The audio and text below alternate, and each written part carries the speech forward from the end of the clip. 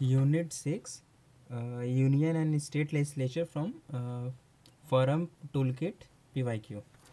सो इसमें जो पहला क्वेश्चन है वो स्पीकर से रिलेटेड है। इसमें क्या है, पहला ऑप्शन जो बोल रहा है इसमें ना, ऑप्शन जो सी है वो सही है। मतलब कि जो स्टेटमेंट वन है कि on the dissolution of the house of the people the speaker shall not vacate his or her office until immediately before the first meeting of the house after dissolution, ये सही statement है। और जो third statement है कि the speaker of the house of the people may be removed from his or her office by resolution of the house of the people passed by a majority of all the then members of the house, provided that no resolution shall be moved unless at least 14 days notice has been given of the intervention to move the resolution. ये भी सही statement. लेकिन जो second statement है ना, according to the provisions of the constitution of India a member of house of the people on being elected as a speaker shall resign from his or political party immediately, ये गलत statement है। अब इससे related कुछ facts याद रखना है कि स्पीकर ऑफ द लोकसभा जो होता है ना, decorum of the house maintain करता है और पावर्स एंड कंडीशन जो होता है डिराइव फ्रॉम आर्टिकल 93 में दिया है।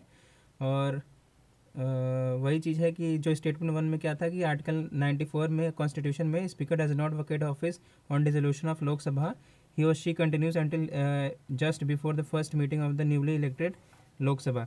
This is to ensure continuity and the proper transition. और स्टेटमेंट टू जो गलत है उसमें क्या है, फैक्ट याद रखना है, constitution does not require the speaker to resign from his political party after being elected, however the speaker is expected to act in non partisan manner, ये याद रखना है। और एक चीज़ और है कि ब्रिटेन में क्या होता है, in Britain the speaker is strictly a non party man, there is a convention that a speaker has to resign from his party and remain politically neutral. Statement three में क्या फैक्ट याद रखना है कि आर्टिकल 94 में the speaker can be removed by a resolution passed by majority of all the then members of the house, 14 days notice is mandatory before such a resolution is moved. This is to ensure a fair opportunity for a speaker to defend himself or herself. Question number two जो है वो president से related है। So इसमें ना option जो D है, मतलब कि नीदर, मतलब दोनों स्टेटमेंट यहाँ पे गलत है। इसमें पहले स्टेटमेंट क्या बोल रहा था, if any question arises as to whether a member of the house of the people has to become subject to disqualification under 10th schedule, the president decision in accordance with the opinion of the council of union minister shall be final. So ये गलत statement है। यहाँ पे कुछ facts याद रखना है कि 10th शेड्यूल जो है ना, anti defection law added by 52nd amendment act 1985। और स्टेटमेंट वन में क्या याद रखना है कि the 10th schedule clearly states that in case of any question of disqualification under it the decision is to be made by speaker or the chairman of the house and not by president. ये fact याद रखना है कि president नहीं है, speaker और chairman जो होता है ना उसका डिसीजन फाइनल होता है। This is clearly provided under the 10th schedule, the president has no role in disqualification under anti defection law unlike disqualification under article 102 and 191 which are decided by president governor after consulting the election commission, याद रखना है। और second statement क्या बोला था, there is no mention of the word political party in the constitution of India, ये भी गलत स्टेटमेंट है। यहाँ पे क्या देखना है, the term political party is mentioned in the constitution, it appears in the 10th schedule, ठीक है ना। क्या इसका एग्जाम्पल क्या है, a member is disqualified if they voluntarily give up membership of political party on whose ticket they are elected. So याद रखना है। क्वेश्चन नंबर थ्री जो है वो ऑर्डिनेंसेस से रिलेटेड है। और इसमें ना ऑप्शन सी जो है वो सही है, मतलब ऑप्शन सी में क्या था कि स्टेटमेंट वन और स्टेटमेंट थ्री सही है और स्टेटमेंट टू गलत है। यहाँ पे स्टेटमेंट वन क्या बोल रहा था, an ordinance can amend any central act. So ये सही स्टेटमेंट है। यहाँ पे एक फैक्ट याद रखना है कि article 123 of the constitution, president can promulgate any ordinance when the parliament is not in session. An ordinance has the same force and effect as an act of parliament and thus it can amend or repeal any existing central act. और statement two जो है वो गलत है, an ordinance can abridge of fundamental right, ये गलत statement है। यहाँ पे क्या याद रखना है कि an ordinance is a subject to the same constitutional limitation as an act of Parliament, hence an ordinance can not abridge or take away any of the fundamental rights, ये भी याद रखना है। और स्टेटमेंट थ्री क्या है, an ordinance can come into effect from back date, ये भी सही है। यहाँ पे क्या याद रखना है कि an ordinance has the same force and effect as an act of parliament, ordinance can come into effect from a back date as a retrospective law, याद रखना है।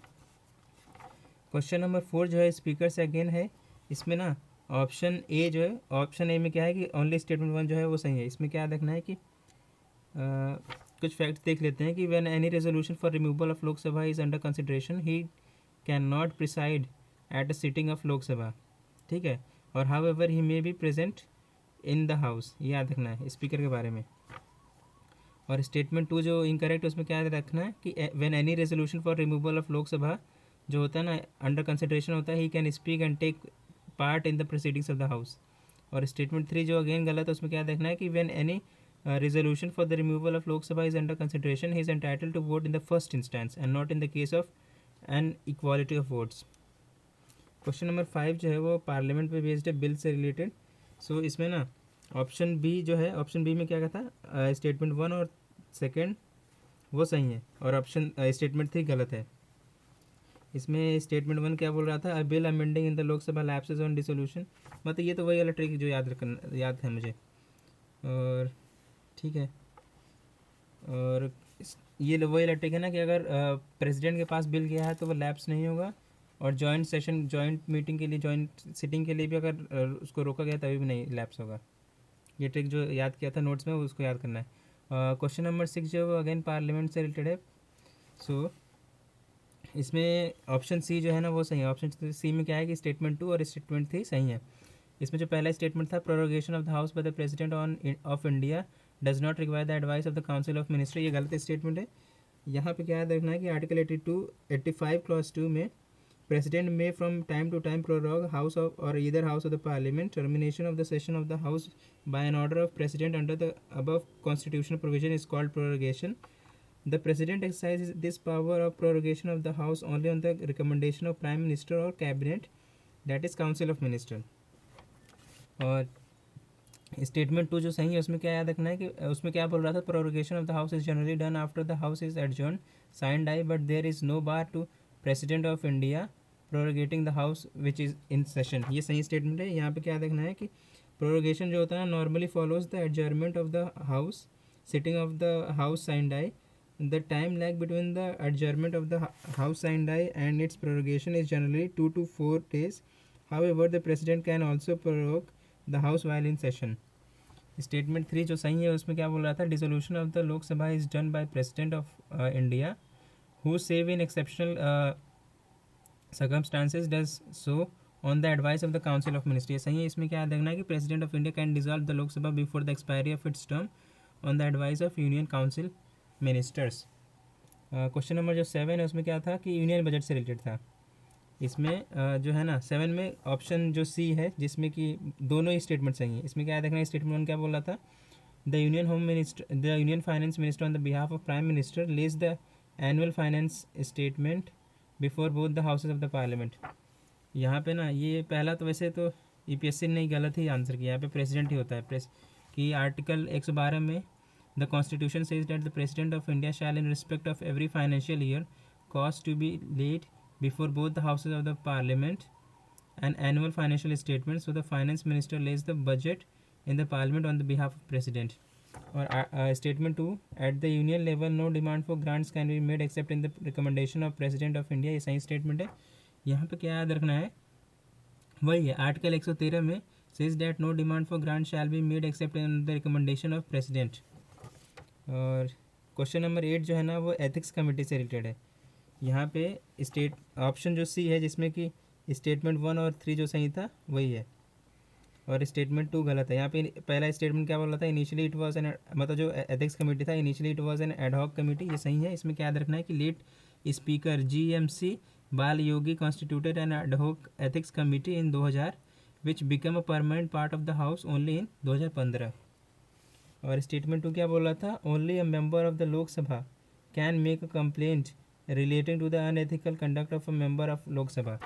सो ये गलत स्टेटमेंट है। यहाँ पे क्या याद रखना है, any person can complain against a member through another Lok Sabha member of parliament along with the evidence of alleged misconduct and an affidavit stating that the complaint is not false, frivolous or vexatious। If a member himself complains and an affidavit is not needed, the speaker can refer the committee any complaint against an member of parliament। Statement 3 जो सही है उसमें क्या बोल रहा था कि this committee can not take up any matter which is in sub judice. यहाँ ये सही स्टेटमेंट है। यहाँ पे क्या देखना है कि the committee does not entertain complaints based only on media reports और ऑन मैटर्स दैट आर सब जुडिस। सो याद रखना है एथिक्स कमेटी से रिलेटेड, इसमें बहुत क्वेश्चन आ रहे थे। और 9वां जो क्वेश्चन है वो मनी बिल से रिलेटेड है। यहाँ पे ना नाइन्थ में ऑप्शन जो सी है, जिसमें कि पहला, दूसरा और तीसरा स्टेटमेंट जो सही है और चौथा जो है स्टेटमेंट वो गलत है।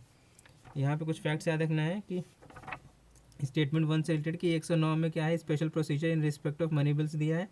स्टेटमेंट 2 में जो है ना, वो उसमें article 109 clause 1, a money bill shall not be introduced in the council of state, ये याद रखना है। और बाकी तो सिंपल है कि Rajya Sabha can either approve the bill or suggest changes but can not reject bill, ये तो सही है।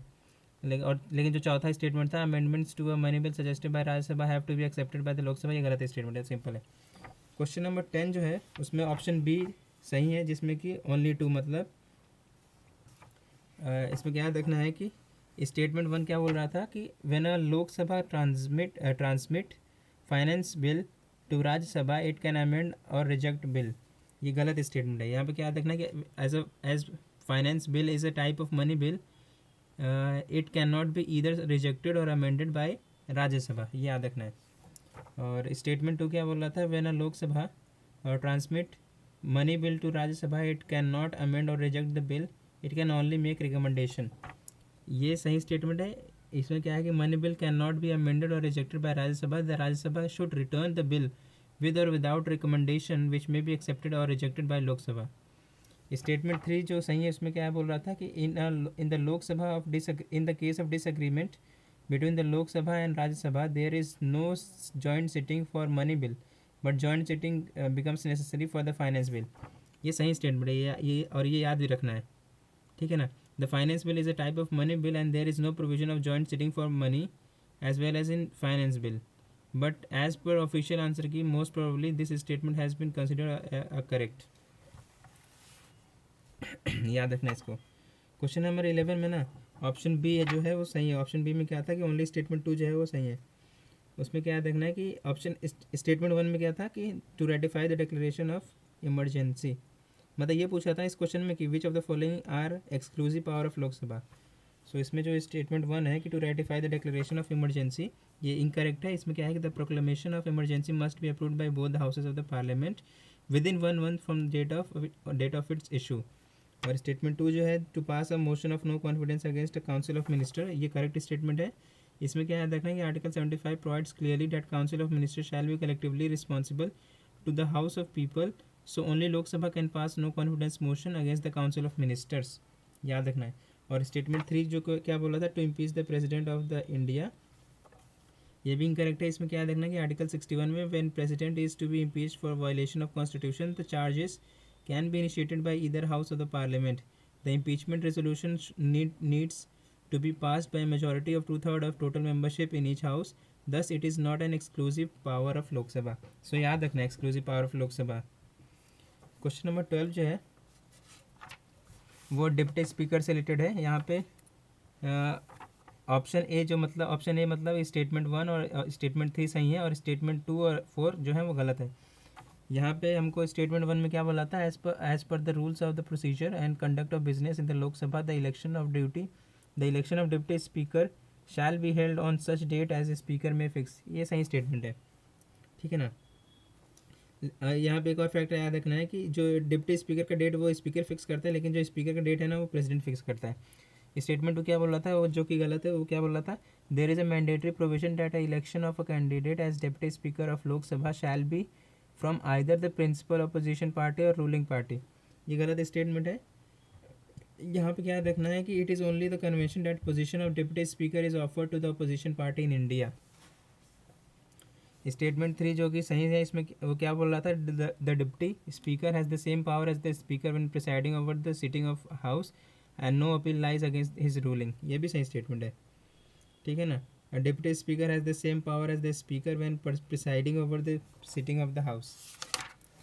और स्टेटमेंट 4 जो है वो गलत है। उसमें क्या बोला था, the well established parliamentary practice regarding the appointment of the deputy speaker is that motion is moved by the Speaker and duly seconded by Prime Minister, गलत स्टेटमेंट। यहाँ पे क्या देखना है, the deputy speaker is also elected by the Lok Sabha from amongst its member right after election of Speaker has taken place, there is no provision and or established practice of moving the motion from his for his election by Speaker and it is seconded by Prime Minister, ये गलत है।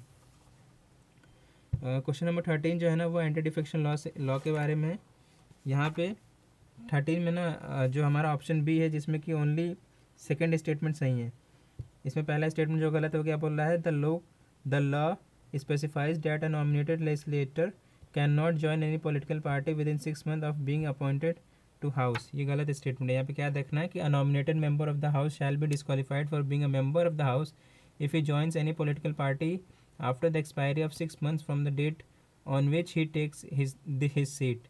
Thus, he or she is free to join any political party within 6 months and would not be disqualified for the same.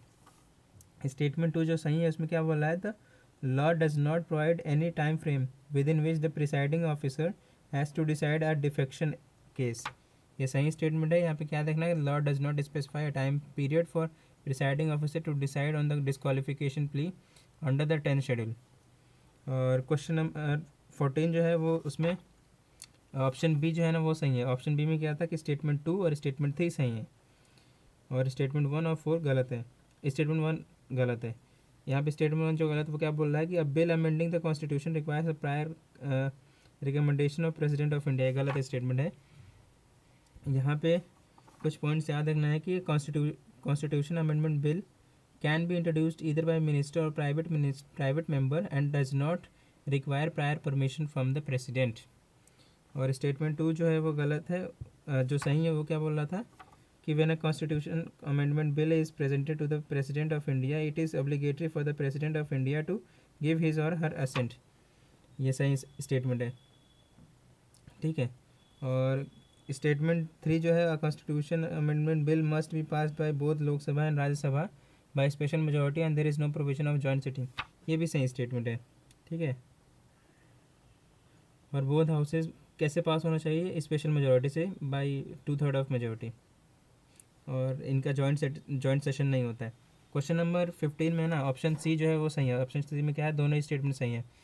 इसमें parliamentary democracy से related है। इसमें क्या देखना कि पहला स्टेटमेंट क्या बोला था, as regards legislation the British Parliament is supreme or sovereign but in India the power of the Parliament to legislate is limited. ये सही है क्योंकि हमारा तो है ना, हमारा कॉन्स्टिट्यूशन सुप्रीमेसी फॉलो होता है, ठीक है ना। मतलब Indian Parliament is not sovereign body, याद रखना है।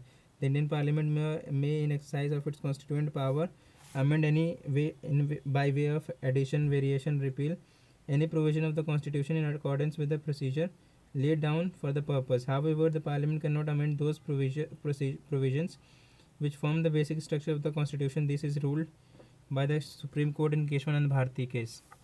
और स्टेटमेंट 2 क्या बोला था, in India matters related to the constitutionality of amendment of act of the parliament are refer to the constitution bench of the supreme court. ये भी सही स्टेटमेंट है।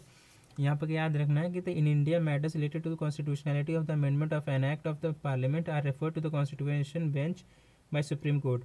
और constitution bench is a bench of the supreme Court having 5 और more जजेस। यहाँ पे याद रखना है 5 और मोर जजेस। The constitution bench are set up when a case involving a substantial question of law pertaining to the interruption of constitution. Presently constitution bench are set up on an ad hoc basis and when the need arises. और ये याद रखना है। Question number 16 जो है ना उसमें option B जो है वो सही है, अमेंडिंग द कॉन्स्टिट्यूशन वाला। यहाँ पे क्या पूछ रहा था कि Rajya Sabha has equal power with Lok Sabha in case of, option B सही है, अमेंडिंग द कॉन्स्टिट्यूशन। और जो ऑप्शन ए सी डी है ना वो गलत है। ऑप्शन ए में क्या था, a matter of creating an knew all India services, ये गलत है। ऑप्शन सी क्या था, द रिमूवल ऑफ गवर्नमेंट, ये भी गलत है। ऑप्शन डी क्या है, मेकिंग कट मोशन, ये भी गलत है। ये क्वेश्चन नंबर 16 था। यहाँ पे हमको ना याद रखना है कि लोकसभा और राज्यसभा का पावर इनका इक्वल है, क्या इनमें सिमिलैरिटीज़ डिससिमिलैरिटीज़ हैं। क्वेश्चन नंबर 17 जो है ना वो रिव्यू ऑफ इंडिपेंडेंट लेजिस्लेटर की तरह है क्वेश्चन, और इसमें ना ऑप्शन ए जो है ना वो सही है। ऑप्शन ए में क्या था कि स्टेटमेंट 1 और 2 सही है। सो क्वेश्चन क्या बोल रहा था, in India which of the following review the independent regulators in sectors like telecommunications, insurance, electricity etcetera. सो इसमें स्टेटमेंट 1 जो कि ad hoc committee set up by the parliament, ये सही है। और statement 2 parliamentary department related standing committee, ये भी सही है।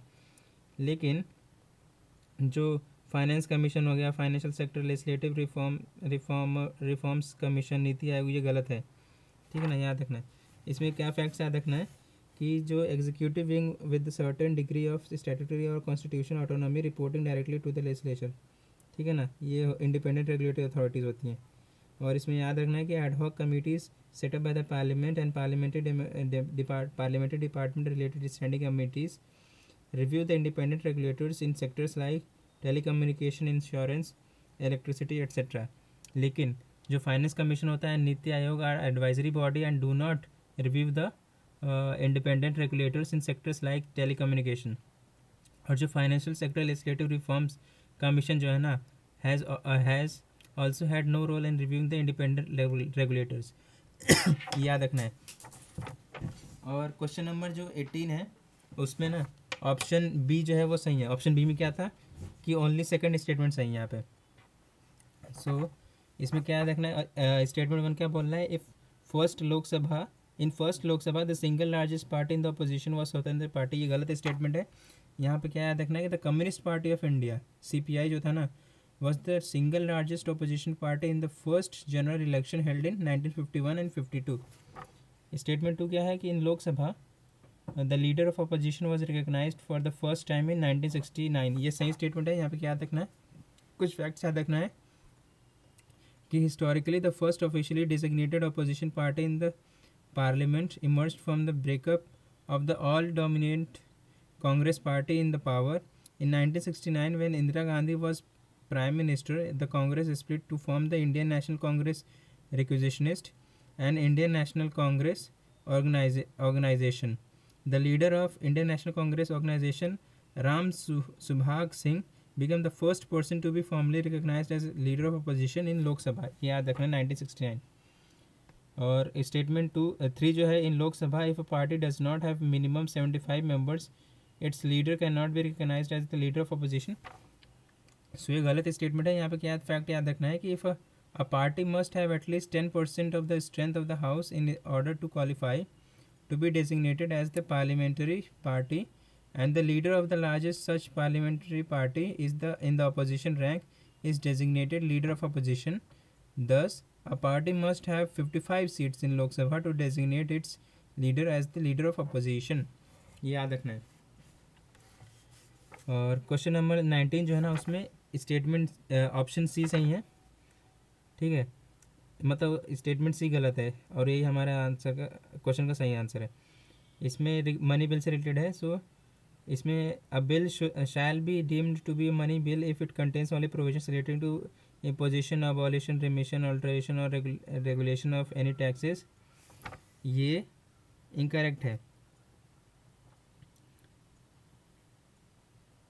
मतलब यहाँ पे कुछ फैक्ट्स हम याद कर लेते हैं कि a money bill is concerned with appropriation of moneys out of consolidated fund of India. और आर्टिकल 110 में क्या है, constitution deals with the definition of money bills. It states that bill is deemed to be money bill if it contains only याद रखना, only provisions dealing with all or any of the following matters. क्या है, the imposition, abolition, remission, alteration or regulation of any taxes, ठीक है ना।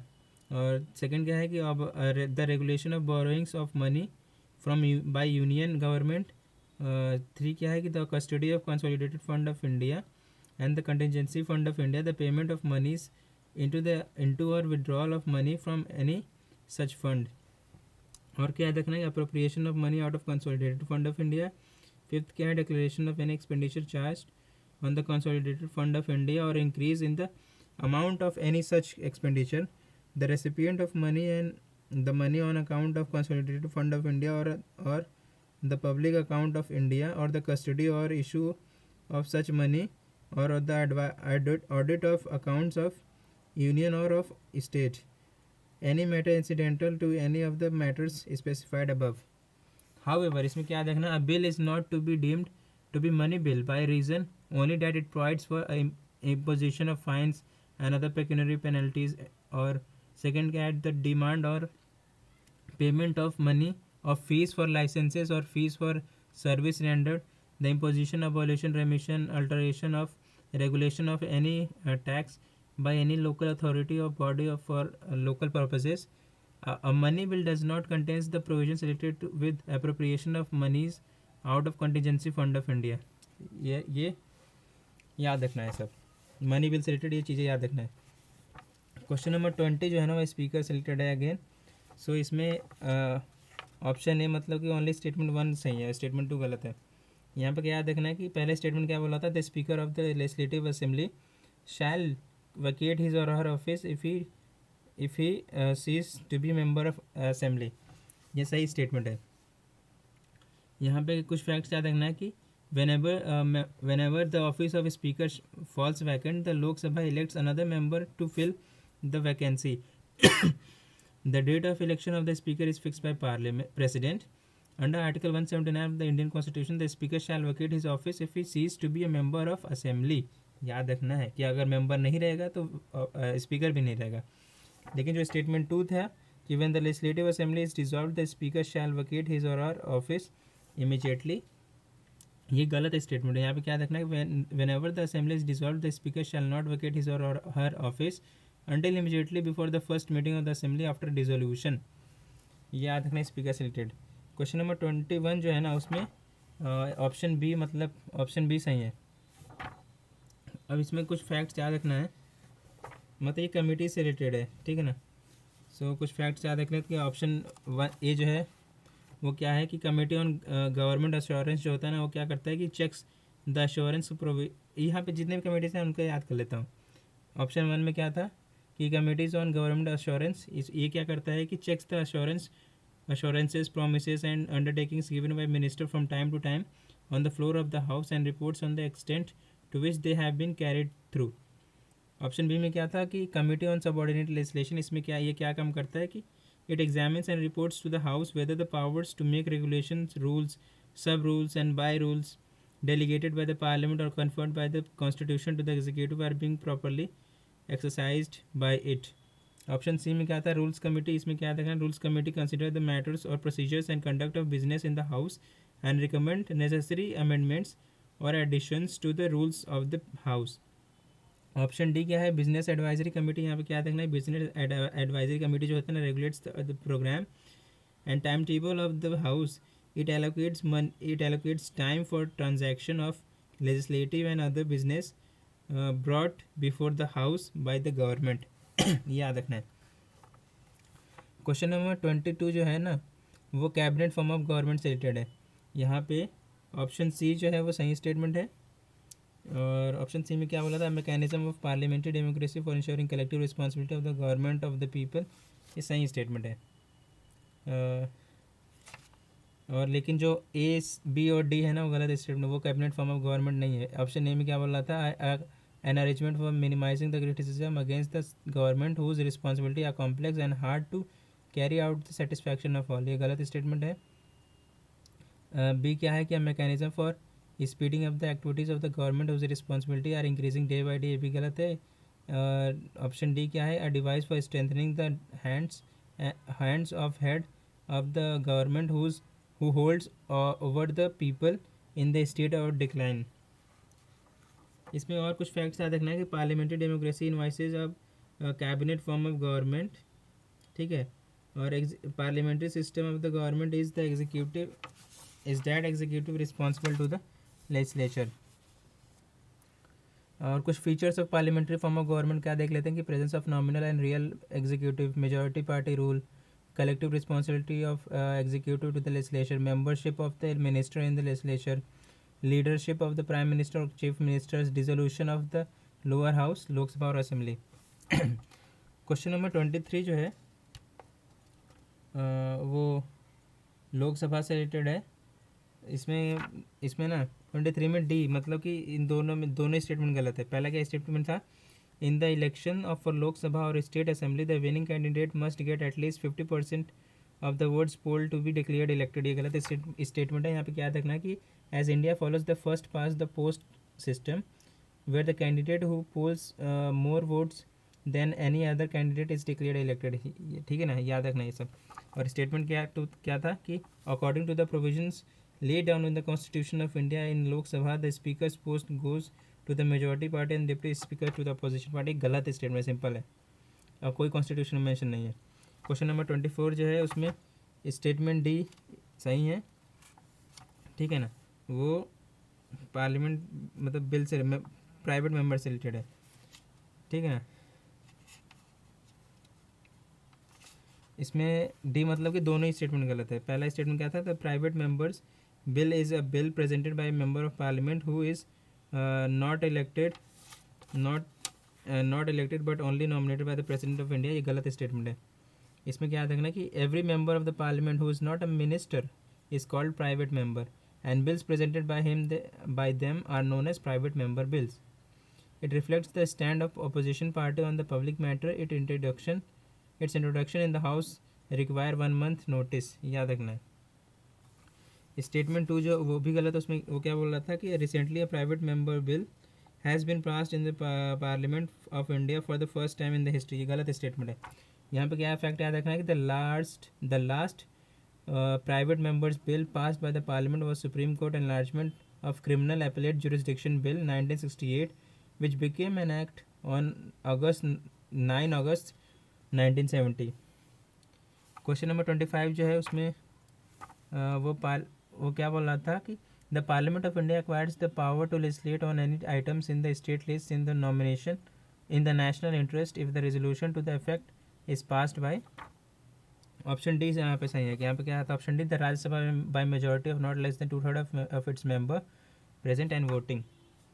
और यहाँ पे कुछ फैक्ट्स और याद रखना है कि according to the article 249 of the constitution of India, if the Rajya Sabha declares that it is necessary in the national interest that parliament should make laws with respect to matters in the state list, then the parliament becomes competent to make laws on that matter.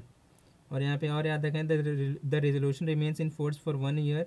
It can be renewed any number of time but not exceeding 1 year at a time. The law ceases to have effect on the expiration of 6 months after the resolution has ceased to be in force. This provision does not restrict the power of the state legislature to make laws on the same matter, but in case of inconsistency between a state law and a parliamentary law, the latter is to prevail. Question number 26 जो है ना, उसमें again statement D मतलब कि दोनों statement यहाँ पे गलत है. इस पहला स्टेटमेंट क्या बोल रहा था कि the legislative council of the state in India can be larger in size than half of the legislative assembly of that particular state. ये गलत स्टेटमेंट है. यहाँ पे क्या याद रखना है कि according to the constitution of India the maximum strength of the legislative council is fixed to one third याद रखना, 1/3 of the total strength of the assembly and the minimum strength is fix to be 40 with some exception. याद रखना है. और statement 2 जो again गलत है, उसमें क्या बोला था, the governor of the state nominates the chairman of the legislative council of that particular state. यहाँ पे क्या याद रखना है, the chairman of the legislative council is elected by council itself from amongst its member. और question number 27 जो है ना, with reference to the union government consider the following statement. यहाँ पे ये इसमें ना स्टेटमेंट 1 जो है ना इनकरेक्ट है. यहाँ पे क्या था, इसमें ऑप्शन सी सही है. स्टेटमेंट 1 जो इनकरेक्ट है वो क्या बोला था, department of revenue is responsible for the preparation of union budget that is presented to the parliament. ये गलत स्टेटमेंट है. यहाँ पे क्या देखना है, the budget division of the department of economic affairs and not the department of revenue is in the finance ministry is the nodal body responsible for producing the budget. Statement 2 क्या है जो कि सही है, वो क्या बोल रहा था कि no amount can be withdrawn from the consolidated fund of India without the authorisation from the parliament of India. यहाँ पे क्या याद रखना है कि ये सही स्टेटमेंट है. और क्या फैक्ट याद रखना है कि the constitution under article 114 states that no money shall be withdrawn from the consolidated fund of India except under the appropriation made by law. Accordingly an appropriation bill is introduced in the parliament to provide for the appropriation out of consolidated fund of India. It should be noted in this context that the voting of demands for grants is the exclusive privilege of the Lok Sabha. That is, the Rajya Sabha has no power of voting the demands.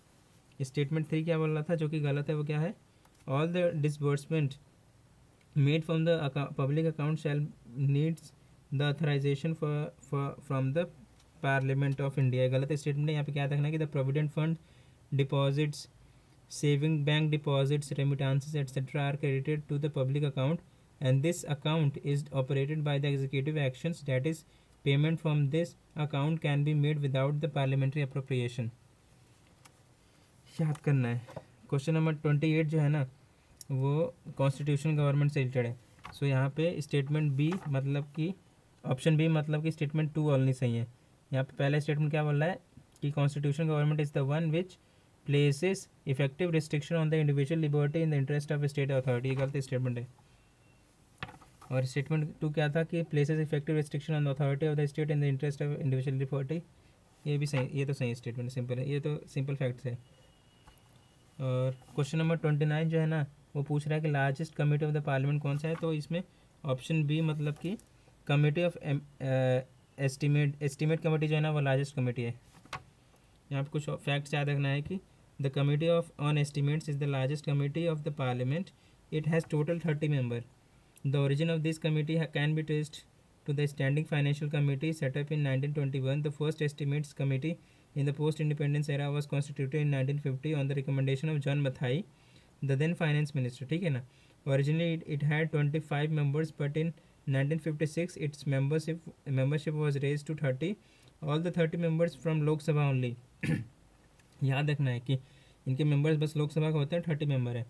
और क्या रखना है, the function of the committee is to examine the estimates included in the budget and suggest economies in the public expenditure. Hence it has been described as the continuous economic committee.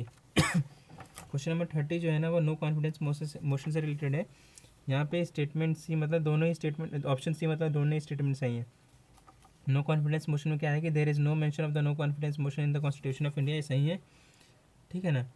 यहाँ पे fact क्या याद रखना है क्या कि there is no mention of the no confidence motion in the constitution of India. However rule 198 of the rules of procedure and the conduct of Lok Sabha specifies the procedure for giving a no confidence motion.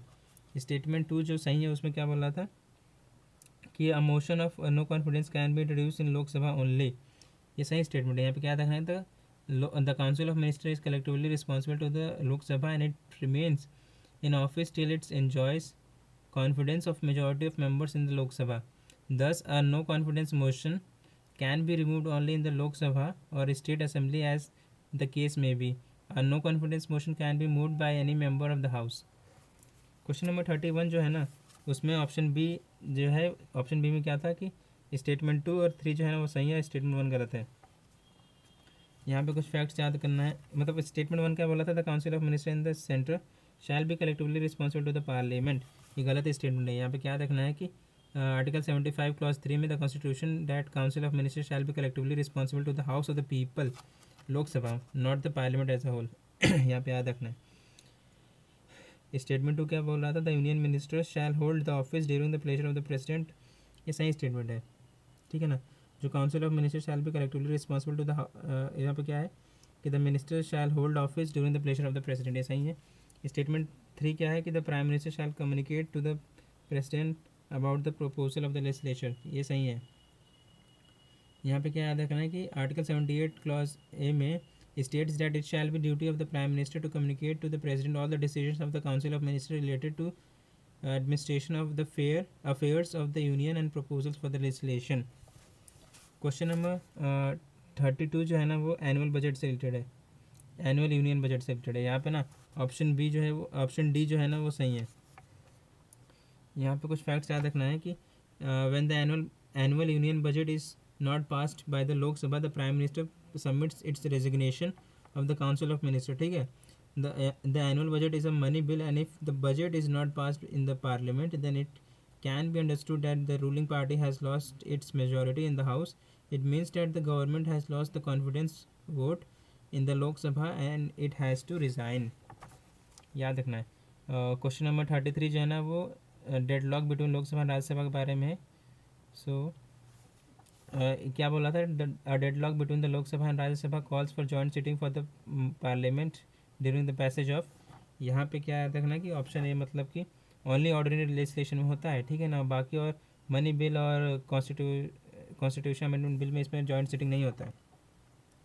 कुछ facts याद रखना है यहाँ पे, the deadlock between the Lok Sabha and Rajya Sabha calls for joint sitting of the Parliament during the passage of only ordinary legislation in the above situation, ठीक है ना। It must be noted here that the provision for joint sitting is applicable to the ordinary bills or financial bills only and not to the money bills or constitutional amendment bills. ठीक है ना। क्या याद रखना है कि joint city कब होता है, ऑर्डिनरी और फाइनेंशियल बिल में, लेकिन मनी बिल और कॉन्स्टिट्यूशन अमेंडमेंट बिल में नहीं होता है। इन case of the money bill the Lok Sabha has over riding powers, और वाइल कॉन्स्टिट्यूशन अमेंडमेंट बिल में क्या होता है, must be passed by each house separately. Question number 36 नहीं, क्वेश्चन नंबर 34 जो है ना वो क्या बोल रहा था, which of the following is responsible for preparation of and presentation of Indian budget in the Parliament. सो यहाँ पे स्टेटमेंट ऑप्शन बी मतलब कि डिपार्टमेंट ऑफ इकोनॉमिक अफेयर्स, ये सही है। यहाँ पे क्या याद रखना है, the department of economic affairs is responsible for preparation and presentation of parliament of central budget and budgets of the state governments under the president's rule and union territory administration. Question number 35 जो है ना वो बोल रहा था, which of the following statement is best is not correct with regard to control of parliament on budget. यहाँ पे जो ऑप्शन ए है कि parliament does not have any role in the creation of budget, ये correct है। यहाँ पे क्या याद रखना है, the parliament does not have any role in the creation of the budget, the department of economic affairs of the ministry of finance is responsible for preparation and presentation of the budget. यहाँ पे याद रखना parliament नहीं है, department of economic affairs के अंदर ministry of finance वाला जो है वो करता है। और ऑप्शन बी क्या था, the parliament has the power to vote on the charge expenditure on the consolidated fund, ये इनकरेक्ट है। यहाँ पे क्या याद रखना है, the parliament has no power to vote on the charge expenditure on the consolidated fund, expenditure charge upon the consolidated fund of India can only be discussed in the parliament and it is not subject to vote of the parliament. Option C क्या बोल रहा था कि parliament has no power to impose a tax without the recommendation of president, ये correct statement है। यहाँ पे क्या रखा है, no money bill imposing tax shall be introduce in the parliament except on the recommendation of the president and such a bill shall not be introduce in the Rajya Sabha. Option D क्या है जो correct है, वो क्या बोला था, the parliament has no power to increase any tax without the recommendation of president. यहाँ पे ये सही है, parliament can reduce or abolish a tax but can not increase it. ठीक है ना, याद रखना टैक्स के केस में कि अबॉलिश और रिड्यूस कर सकता है, बढ़ा नहीं सकता है। क्वेश्चन नंबर 36 जो है ना वो लोकसभा स्पीकर के बारे में। सो ये लोकसभा स्पीकर जो होता है ना वो चूज़ किया जाता है, चूजन होता है, ये नॉमिनेटेड इलेक्टेड और अपॉइंटेड नहीं, चूजन होता है। ठीक है ना। क्या याद रखना है यहाँ पे, आर्टिकल 93 में क्या है, the Lok Sabha speaker is chosen by the members of the Lok Sabha, the speaker is presiding officer of the Lok Sabha and is responsible for maintaining order and discipline in the house, the speaker also has the power to decide whether a bill is money bill और not. Question number 37 जो है ना वो उसमें election वो उसमें क्या, वो सिंपल क्वेश्चन है, इसमें क्या फैक्ट याद रखना है, statement 1 selected according to article 170 of the constitution the legislative assembly of each state shall consist of not more than 500 and not less than 60 members chosen by direct election from territorial constituency in the state। ठीक है, यहाँ पे statement 1 मतलब statement 1 जो incorrect था उसको फिर से देख लेते हैं क्या था। According to article 170 of the constitution of India the legislative assembly of the each state shall consist of not more than 500, ठीक है ना, and not less than 60 members chosen by direct election from the territorial constituencies in the state। Statement 2 क्या था कि a person shall not be qualified to chosen to be fill a seat in the legislative assembly of a state if he or she is less than 25 years। सो ये correct statement है। ठीक है ना।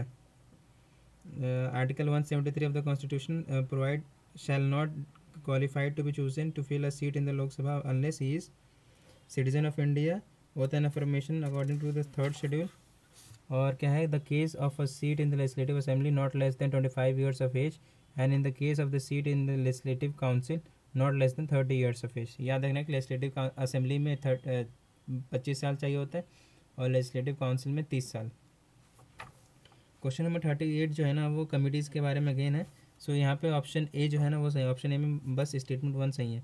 इसमें क्या बोला था statement 1, the chairman of the committee on the public accounts is appointed by the speaker of Lok Sabha, यहाँ पे ये सही है। और इस स्टेटमेंट 2 क्या है, the committee on the public accounts comprises member of Lok Sabha, member of Rajya Sabha and few eminent persons of industry and trade, ये गलत है।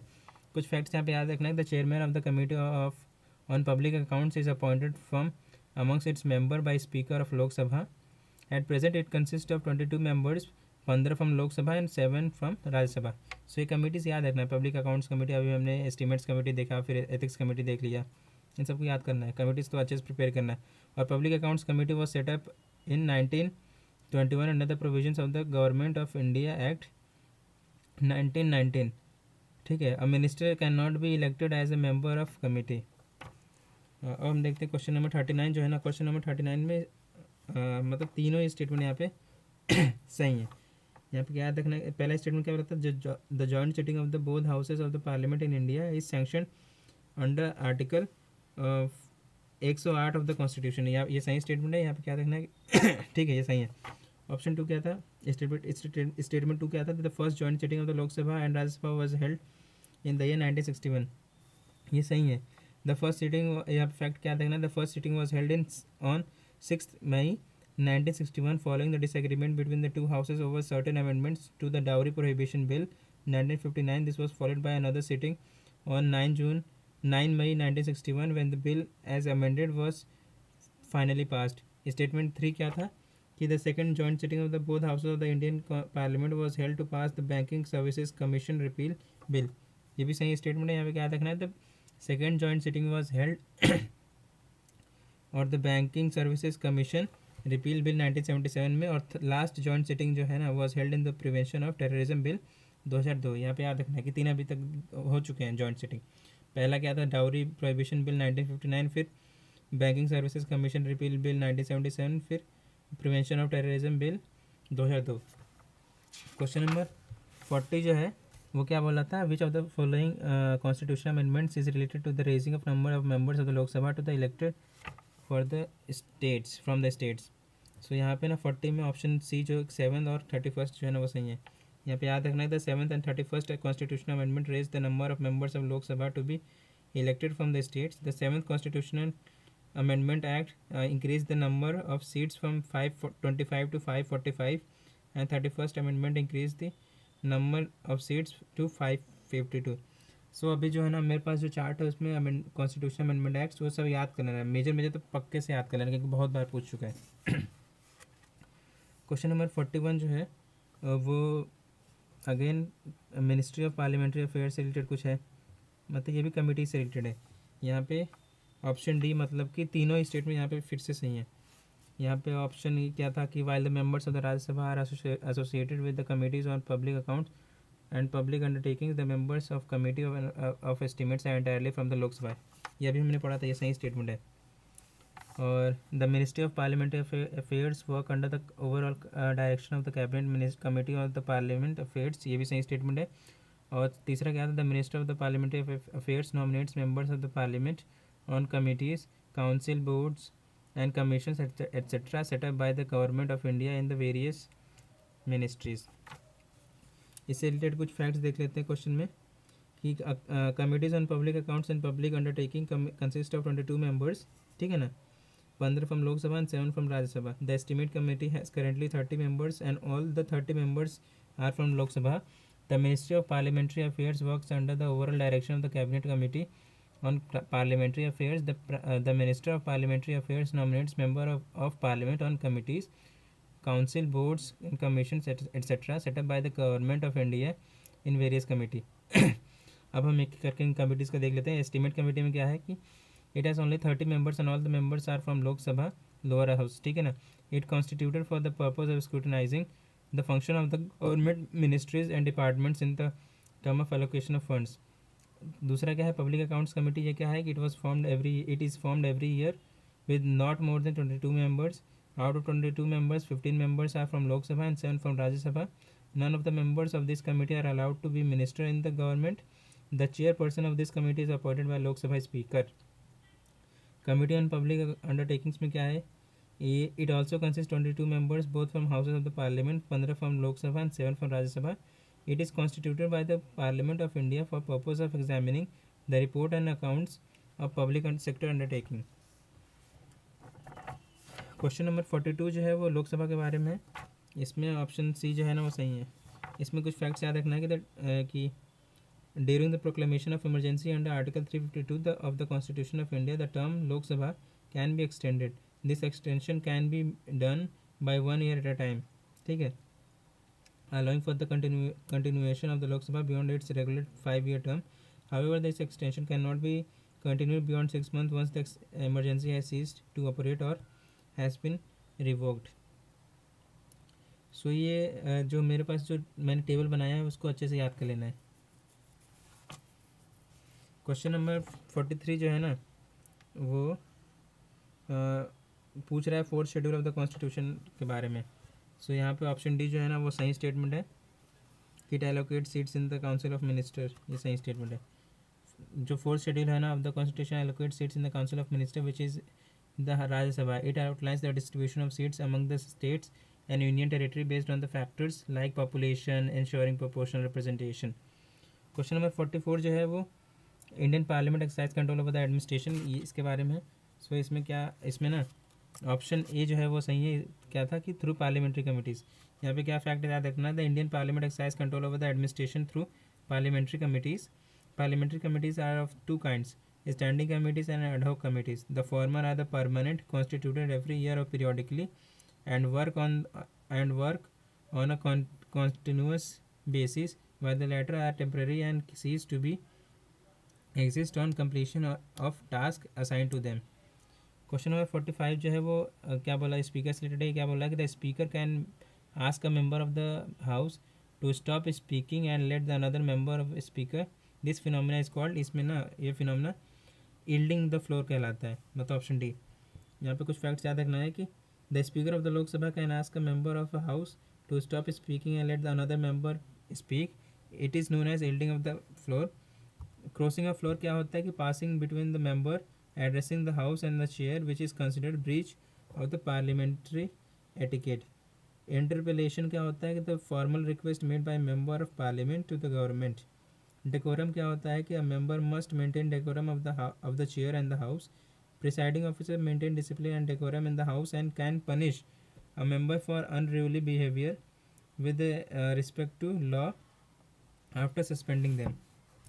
क्वेश्चन नंबर 46 जो है वो उसमें प्रेसिडेंट के इलेक्शन से रिलेटेड है. The president shall not be member of, president से रिलेटेड है. The president shall not be member of either house of the parliament, ये भी सही है. और parliament shall consist of president and two house of the parliament houses, ये भी सही है. ठीक है ना. ही शुड, यहाँ पे इलेक्शन ऑफ प्रेसिडेंट क्या याद रखना है कि he should be qualified for election as a member of Lok Sabha and should not be member of Lok Sabha. President और क्या है कि द सिटिंग प्रेसिडेंट और vice president of the union, the governor और of any state and the minister of union और any state is not deemed to hold any office of profit and hence qualified as presidential candidate. Question number 47 जो है ना वो क्या बोला था, which one of the following states of the India does not have the legislative council so far even though the constitution 70th amendment act 1956 provides for it. इसमें answer ना D होगा. डी मतलब मध्य प्रदेश है. जो मध्य प्रदेश है ना is one of the state that does not have a legislative council so far even though constitution 70th act 1956 provides for. और क्या याद रखें, currently 6 state of India have legislative council. कौन कौन से? उत्तर प्रदेश, आंध्र प्रदेश, बिहार, महाराष्ट्र, कर्नाटक, तेलंगाना. क्वेश्चन नंबर 48 जो है वो अगेन यही पूछ रहा है कि whom the following has the right to vote in the election of both Lok Sabha and Rajya Sabha. So यहाँ पे ना याद रखना है कि ऑप्शन डी मतलब कि elected members of the lower house and the state legislature, याद रखना है. बाकी और कुछ नहीं है, अपर हाउस और स्टेट लेजिस्लेचर वगैरह ये सब कुछ नहीं है. ऑप्शन डी याद रखना है. Elected members of lower house of the state legislature have right to vote in the election to both the Lok Sabha and Rajya Sabha. They vote as common voter in the election of Lok Sabha, whereas they elect the members of Rajya Sabha from their respective state. Respective state भी याद रखना है. Question number 49 जो है वो क्या बोला था, which one of the following regarding the office of speaker के बारे में. सो यहाँ पे अगेन स्टेटमेंट डी सही है. वो क्या बोला था कि if he intends to resign the letter of his resignation is to address to the deputy speaker, ये सही है. कि स्पीकर जो होता है ना वो address the letter of resignation to deputy speaker. The speaker who is elected by the member of Lok Sabha holds office as long as they enjoy the confidence of the majority of the members.